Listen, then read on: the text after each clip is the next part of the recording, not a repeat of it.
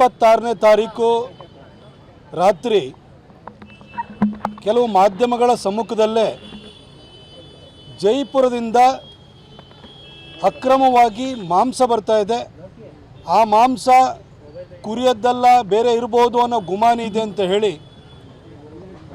ಅಲ್ಲಿಗೆ ಮಾಧ್ಯಮಗಳು ಹೋಗಿದ್ದು. ಹಾಗೆ ಅದಕ್ಕೆ ಕಂಪ್ಲೇಂಟ್ ಆಗಿದ್ದಂಥ ಹಿಲಾಲ್ ಅಂತ 6 ತಿಂಗಳಿಂದ ಕಂಪ್ಲೇಂಟ್ ಕೊಟ್ಟಿದ್ರು. ಅವರು BBMP ಕಮಿಷನರಿಗೆ ಕೊಟ್ಟಿದ್ದರು, BBMPದು ಹೆಲ್ತ್ ಇನ್ಸ್ಪೆಕ್ಟ್ರಿಗೆ ಕೊಟ್ಟಿದ್ದರು, ಅದೇ ರೀತಿ ಪೊಲೀಸ್ ಕಮಿಷನರಿಗೆ ಕೊಟ್ಟಿದ್ದರು.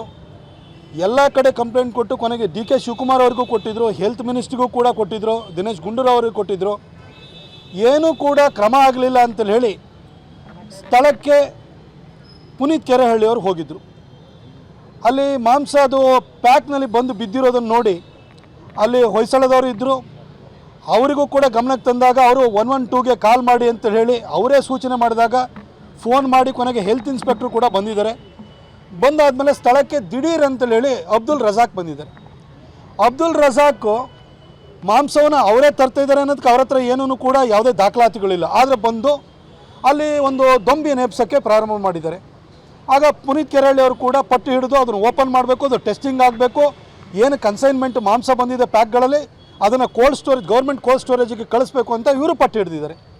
ಒಂದು ಉದ್ವಿಗ್ನ ವಾತಾವರಣನೂ ಕೂಡ ಸೃಷ್ಟಿಯಾಗಿದೆ. ಯಾಕಂದರೆ ಅದನ್ನು ಓಪನ್ ಮಾಡಲಿಕ್ಕೆ ನಾನು ಯಾವುದೇ ಕಾರಣಕ್ಕೂ ಬಿಡಲ್ಲ ಅಂತೇಳಿ ಅಬ್ದುಲ್ ರಜಾಕ್ ಅವರು ಕೂಡ ತುಂಬ ಆಕ್ರಮಣಕಾರಿಯಾಗಿ ಬಂದಿದ್ದಾರೆ.